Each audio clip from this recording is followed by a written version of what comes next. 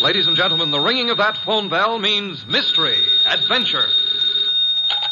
Nero Wolfe's office, Archie Goodwin speaking. Yes? Yes, I know that in 48 hours it's going to be Christmas, but who is this? Who?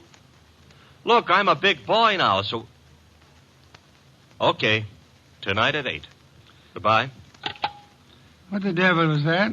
This may come as a shock to you, Mr. Wolfe, but that was Santa Claus. You've been drinking. Uh-huh, the usual, milk. He's coming to see you at 8. He's got a problem. Indeed. It seems that some low, not to mention murderous character is going around slaughtering Santa Clauses.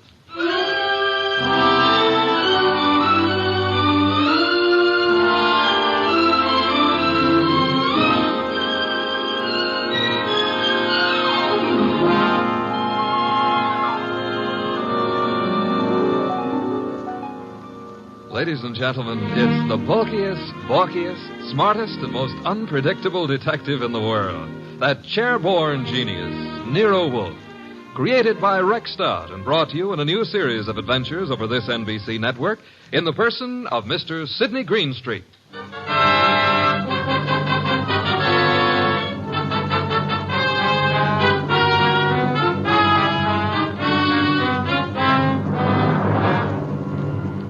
Earlier than 8, however, the case of the slaughtered Santas.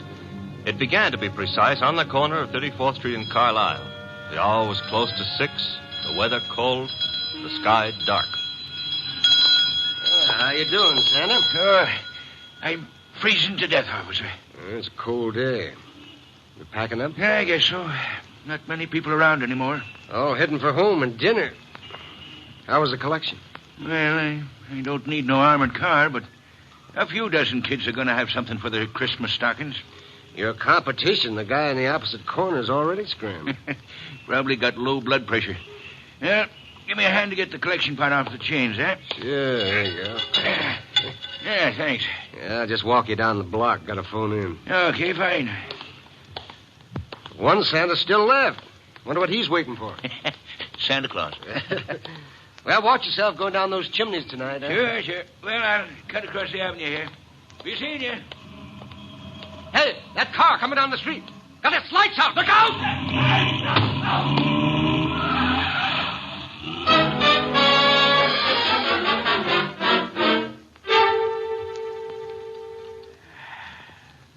Hey, Peg. Huh? Did I ever tell you I love you? Oh, it's not me you love. It's the hot soup. Now, you're not the only woman who can cook a dish of soup. Huh? It helps, though. I'm just beginning to thaw out. Yeah, that's a cold corner you play Santa Claus on. Well, don't hurt to make a few bucks. I ain't done so good this past year. Well, maybe the next year will be... Oh, well. Besides, I kind of like it, you know. Kids asking questions all day long. Yeah. You know, I wonder how they figure the other two Santas at the intersection. Kids think of only one thing at a time. More soup? Sure, Peg. You know, one of them other Santas got hit by a car tonight. Oh? He packed up a few minutes before I did, started crossing the avenue, and bang! Hit-and-run driver. Oh, gosh, that's too bad. Was he hurt? Yes, he was killed. Here's your soup. Oh, with traffic the way it is nowadays. Well, I better take a look at the stew. Somebody at the door. I'll get it, Peg. Okay. Yeah, what? Oh! Mike!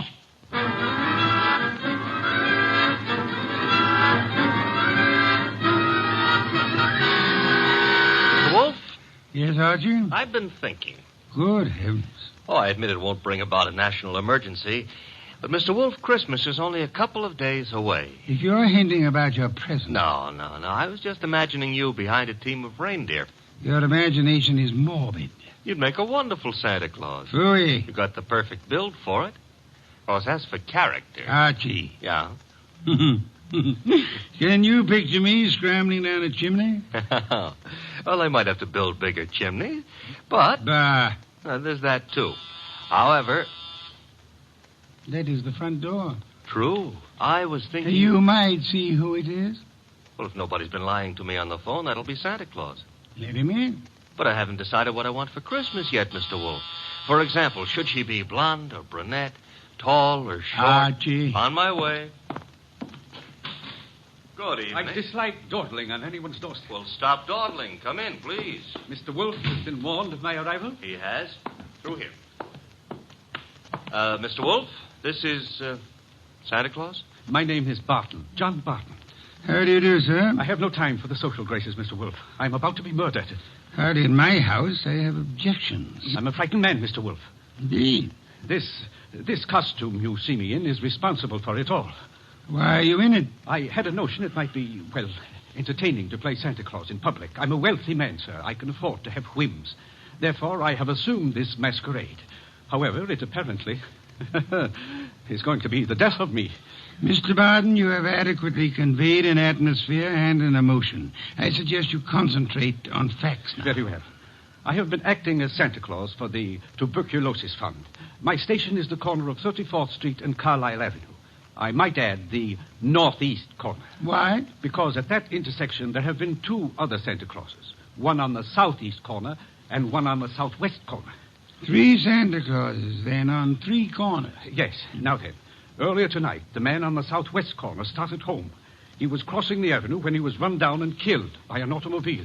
A regrettable accident. The car was running without lights. It deliberately ran the fellow down and then vanished. Not an accident, Mr. Wolfe. You saw this yourself? I did. 1 Santa Claus dead. The man on the southeast corner got home all right. According to the radio news flash, that's where he was killed by bullets. Coincidence? Possibly, but I wouldn't want to risk my life on the chance. This is Friday night. In the nature of things, you would have made 2 more appearances. Very well, Mr. Barton. I'll write you a check as a retainer, then hurry along home. I'm late now. No. I beg your pardon. You will neither hurry home nor notify anyone at your home of your whereabouts. But you will remain here until such time as I think it's safe for you to leave. The house is well guarded. I can't do that. In which case, I cannot accept you as a client. I fail to understand. Mr. Barton, it is very easy to murder someone. Avoiding the consequences of such an action is something else again. However, I'm assuming that you're not primarily interested in what happens to your murderer after you're dead. Of course not. Therefore, you will remain here. Archie? Yep. First, the corner of 34th and Carlisle, a complete report. But that's nonsense. The corner will be deserted now. Mr. Barton, you're hiring my intelligence. You will therefore permit me to use it as I see fit. A complete report, Archie? Right, sir. You will then visit Inspector Crane at headquarters. You will, in whatever manner you find effective, collect all the police information about the 2 already murdered Santas. Fine. The manner, I think, will be applying a blowtorch to the inspector's toes.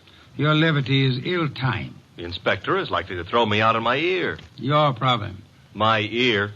And on your way home, you might stop in at Mr. Barton's place. I don't see any purpose in that. Mr. Barton, there is a basic problem to which we must find an answer. Whether those 2 men were murdered because they were Santa Clauses or because their deaths were merely preliminaries to yours. Archie, I suggest haste. Yes, sir. And avoid blondes. Hmm? I would like you to be home in time for Christmas.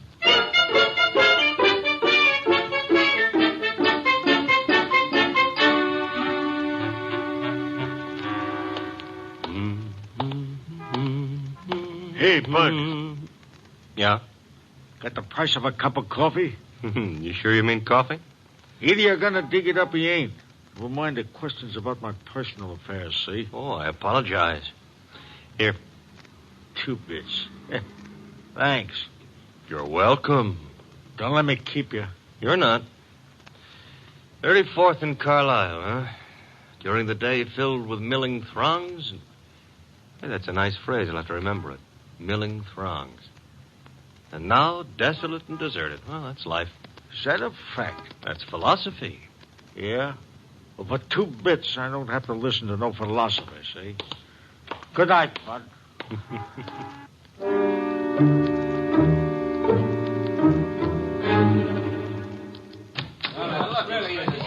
Uh-oh. The inspector's got company. If all you reporters will shut up and ask your questions one by one, I'll answer. Inspector Kramer, it's true a couple of Santa Clauses have been knocked off tonight? It's true that 2 men who have been employed as Santa Claus by charitable organizations have been murdered, yes. Any connection between those 2 guys, or does somebody just hate Santa Claus? Well, so far as we know, there is no connection. That means it could be maybe some kind of maniac who's decided he doesn't like Christmas or Santa Claus. Is that right? The department is investigating along those lines. Like how? Well, we're checking all the local asylums for possible escaped lunatics. Yeah, but, Inspector, suppose this nut has never been in an asylum. That'll be all, boys. Oh, but listen. I said that'll be all now. Anything new comes in, you'll get it, understand? Good one. Hello, Inspector. I spotted you coming in. What happened? You decided to reform and got a job on a paper? Nope. I'm a public-spirited citizen, that's all. Yeah, I could add a few things to that description with practically no strain at all. Mr. Wolfe and I are very sentimental about Christmas. We object to Santa Claus being killed. Nuts. Oh, Inspector, aren't you in favor of Christmas? I'm in favor of Christmas. I'm in favor of motherhood. Leave motherhood out of this. Neither of us are mothers. Our chances of becoming mothers aren't too good either. And furthermore... Okay. You're not giving, so get out of here. Thank you, Inspector. But Goodwin, Yeah? in case Wolfe decides to send me something for Christmas, you know what I wish he'd send me? What? Your head.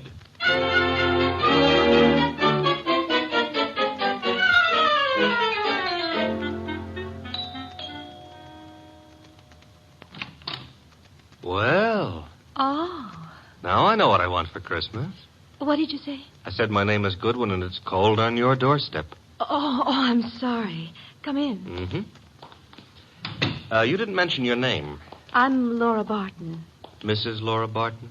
No, Fine. That is, what relation are you to John Barton? his niece. Why do you ask? Oh, you've got a beautiful voice. All this marble and no butler? Well, I don't know where Pleasant is. He should be here. Have him shot at sunrise. Oh, Laura. Wayne, this is Mr. Goodwin. Never heard of him. What does he want? Well, I don't know. Wayne what? Stevens? Uh-huh. Friend of Mr. Barton? Half-brother, but we seem to be doing all the answering. How about your answering some questions, Goodwin? I'll try. Come into the library.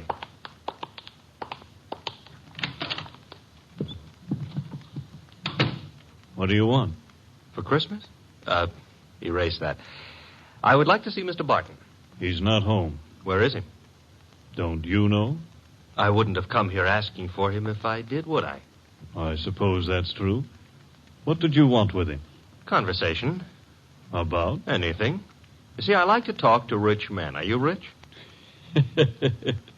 I can't play the piano either. You could always learn. But being rich is harder. I found it. Mr. Goodwin, you must have some reason for coming here. Some reason concerning Uncle. Laura, you're being imaginative. Well, Uncle is late. He's probably still on that street corner playing Santa Claus. He enjoys it. Why bother about I what... don't know, except... He's never been as late as this? Well, no. Not since he started that masquerade of his. Would you happen to know where the butler is? Out getting drunk, I suspect. He was in the kitchen a little while ago. Disappeared. Pleasant likes to look on the wine when it's red. Or even when it's rye. No, I take that back. Oh, you do? He prefers Irish whiskey. We don't stock it. Therefore... Oh, too bad. I better run along. Good night, Mr. Stevens. Miss Barton. Good night. I'll see you out.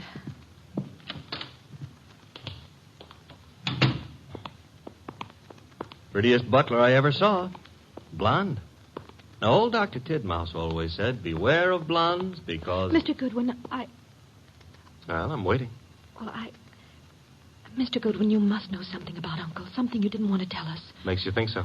Well, otherwise your visit was just pointless. Let's suppose I know. Now, I might be a kidnapper. Oh, no. My honest brown eyes. Your first name is Archie, isn't it? Archie? Archie Goodwin. Goes together nicely, don't you think? You work for Nero, Wolfe.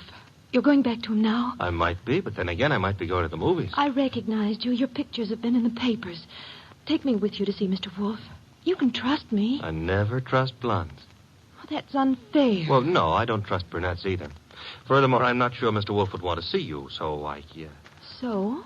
So why don't you, trail me home,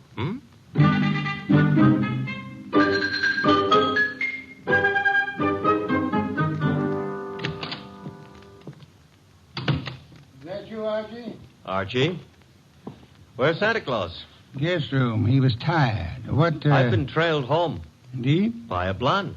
Phooey. All right, I admit I didn't make any strenuous effort to shake her off, but she trailed... Where is she? Outside. Good. Your report. Oh, but she might freeze to death out there. That's her problem. Your report, Archie. It's short and simple. It would be simple. I haven't got time to resent that. A blonde is dying.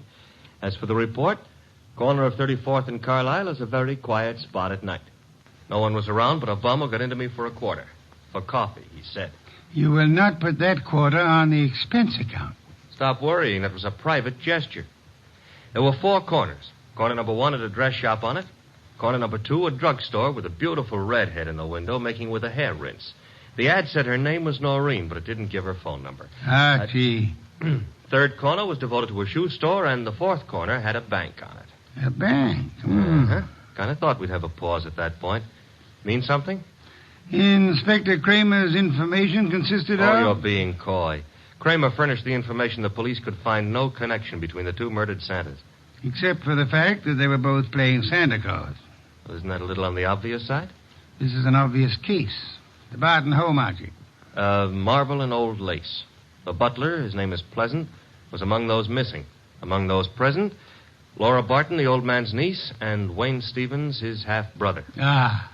Yeah, only for Laura. Stevens was not at all pretty. It was Laura Barton who followed you here. It was Laura. Archie, go upstairs and... Oh, now, wait a minute. The girl, the weather, common humanity demands that you have... Louis, you speak for yourself, not humanity. I'm human. On occasion, a debatable point. Very well. Let her in. Oh, thanks. Laura. Yes? Come in. Laura Barton, Mr. Wolfe. How do you do? How much money do you inherit on the death of your uncle? What? That is known as a shock treatment. However, I need an answer. Uncle isn't dead, is he? That, for the moment, is irrelevant. How much? Half his estate. The other half? Wayne, Uncle's half-brother. Very well. Archie, will you go upstairs and inform Mr. Barton that his niece is here? Uncle is here? On my way.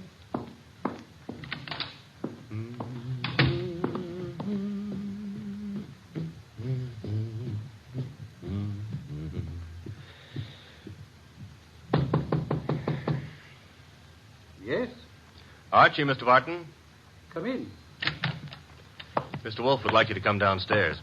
I suppose he has a reason. Mm-hmm. A blonde reason, your niece. My niece? That's right. Hey, where'd you get that? A man of my wealth finds it safer to carry a revolver. Yeah, but it's not safe to point it at people, especially for the people. Turn around, Goodwin. But, Mr. Barton, we're protecting you. By letting that girl into the house, if I had the time, I'd be amused. As it is.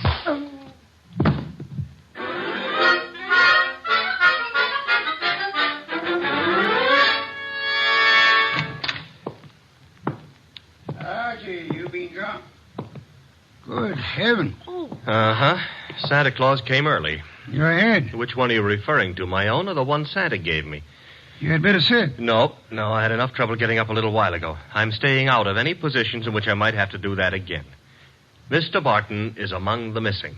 Indeed. Mm-hmm. Hit me on the head and used the back exit. I checked with Fritz in the kitchen on the way here. He offered a reason for his peculiar behavior? Laura Barton. So? I don't understand. Uncle wouldn't do... Uncle apparently has. He also, would appear, fancies himself in costume. Well, he used to be very much interested in the stage. He acted for a while a long time ago till the family objected. Archie? Got it. Nero Wolfe's office. Archie Goodwin speaking. You recite very nicely, Goodwin. This is Kramer. Let me have Wolfe, huh? Mr. Wolfe? Inspector Kramer. Yes, Inspector? The papers haven't been carrying it, Wolfe, but you're working on the Santa Claus case, aren't you? Possibility? You didn't send Goodwin down to headquarters on a possibility. Never mind. We're working on a line down here, Wolfe. Now, look, if it doesn't strain your professional ethics, you might be able to help. How? There's a bank on the corner of 34th Street and Carlisle. We got the thought that suppose a gang was preparing to take that bank tomorrow morning. Those Santa Clauses have been on the corner for nearly a week now. They might have noticed something about the bank's routine, guards or what have you, that could interfere with the gang's plan. A mighty ingenious and imaginative thought, Inspector. Hey, you didn't say yes or no. I have at the moment no opinion. That's all you're going to give us? At the moment. However, Inspector, in a very little while I shall give you, the murderer. Archie, Miss Barton will remain here. As for you, Yeah? you will return to 34th Street and find our coffee-loving friend. Hmm? You will persuade him in whatever manner you think best to return here with you. Huh? Yes. You know, I think it possible you may be able to put that quarter on the expense account after all.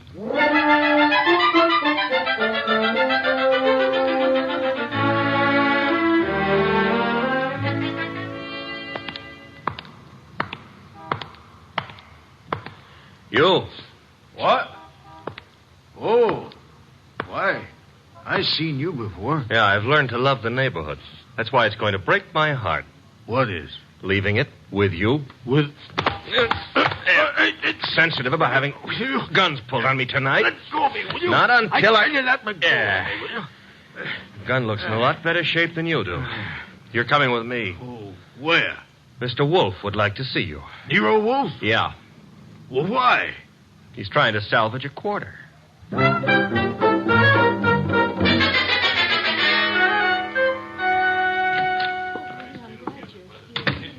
Archie. Uh-huh. Complete with, he wouldn't give his name. He did have a gun to it, though. This one. Yes. Archie, you know Miss Barton, of course? Hi. And Mr. Stevens? He joined us a moment ago. Miss Barton thought she'd be happy if he were here. Hello, Stevens. That's not the only reason I came. My brother is still missing. I'm concerned. Yes.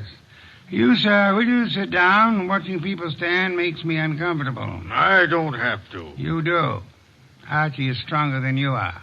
All right. That's better. If you don't mind, Mr. Wolfe, I've never been here before, never met you. But you look as though you could handle things. I think my brother's been kidnapped. Possibility we shall have to consider. Miss Barton, perhaps you have a theory, too? Well, I don't know. Uncle's been behaving strangely for weeks now. What way? Oh, I'm not sure. Wayne, Well, of course, John's always been a little peculiar, but I'm afraid I saw nothing especially strange. Outside of this Santa Claus stunt, of course. I see. Miss Barton, your uncle played Santa Claus all week on one of the corners of 34th Street in Carlisle. I know. On two other corners, two other men indulged in the same activity. Those two other men are now dead. Oh, no. Well, wait. Mr. Wolfe, you mean they were killed by mistake for Barton? It is true that one man made up as Santa Claus looks very much like any other man similarly costumed. But the answer is no. One of the two men was shot in his home after he had removed his costume. Well, then, what connection? Miss Barton, in the event that you wanted to hide a tree, where would you hide it? Hide a tree? Why, I wouldn't even begin to know. If you were very clever, you would hide it in a forest. If you wanted to hide a murder and were very clever, you would adopt the same principle. Wait. You mean that if someone wanted to kill Uncle and didn't want to be suspected, he'd... Go about murdering several people with an ostensible, if lunatic, reason. He would, let us say, go about killing Santa Clauses. I get it. Then people would think the man he really wanted dead for a special and private reason had been killed for something that didn't point to him. True. That was why two Santa Clauses were murdered tonight. The third Santa Claus, however, the real object of the murderer's attention, was luckier or suspicious. He fled. Do I have to hang around here and listen to all this? You do, my unwashed friend. Mr. Barton fled, and the murderer was in a quandary. He had, so to speak, invested in two murders merely to make the third one confusing. But he found himself unable to commit that third murder. He couldn't find his victim. Could he ask the police to do so? Hardly. But he might try to inveigle a private detective such as myself into the job. That makes sense, Mr. Wolfe, but why would my brother have deliberately fled from your house? I mean, he was protected here, so... But do I make myself clear? Very clear, Mr. Stevens. Archie, that gun you took from the dirty gentleman, you still have it? I still have it.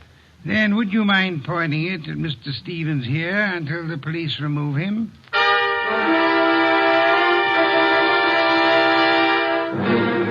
All right, come along, Stevens. Well, that's the end of Mr. Stevens. Inspector Kramer will take good care of him from now on.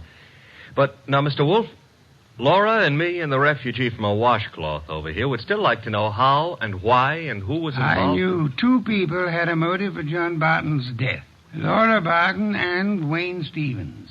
One of them proceeded to kill Santa Clauses in the hope that the police would assume those killings to be the work of a lunatic.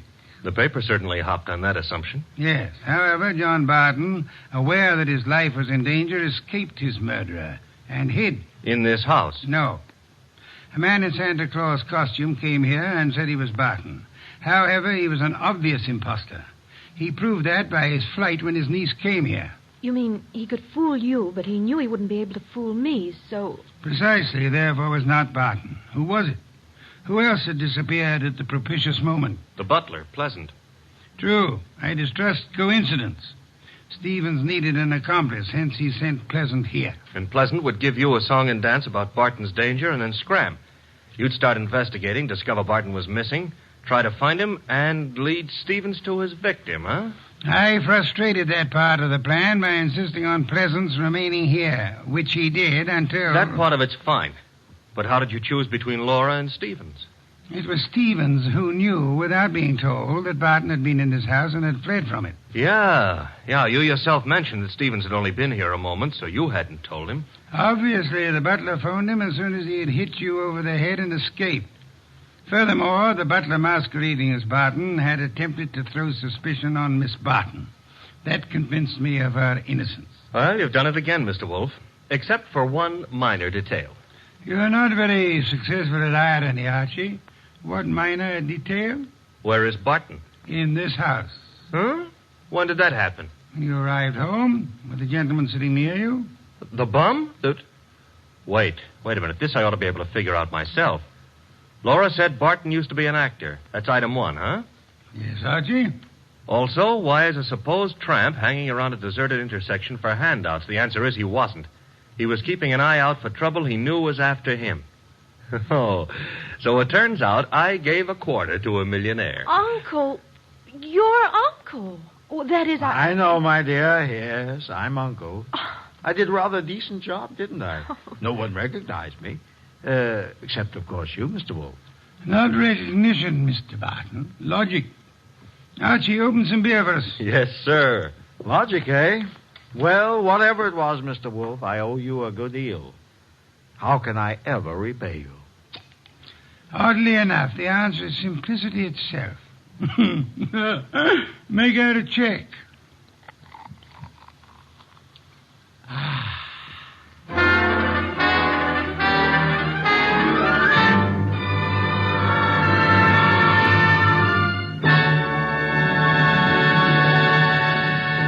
You have been listening to The New Adventures of Nero Wolfe, starring Sidney Greenstreet.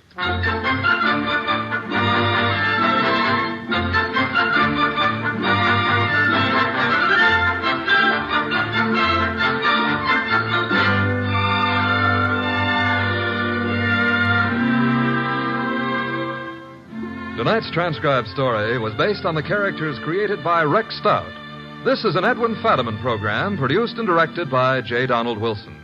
In the cast were Larry Dobkin as Archie Goodwin, and Howard McNear, Grace Lennard, Vic Rodman, Herbert Butterfield, Bill Johnstone, Gene Bates, and Bob Bruce. Next week at this same time, Nero Wolfe and Archie will bring you The Case of the Bashful Body. Don Stanley speaking. 3 chimes mean good times on NBC.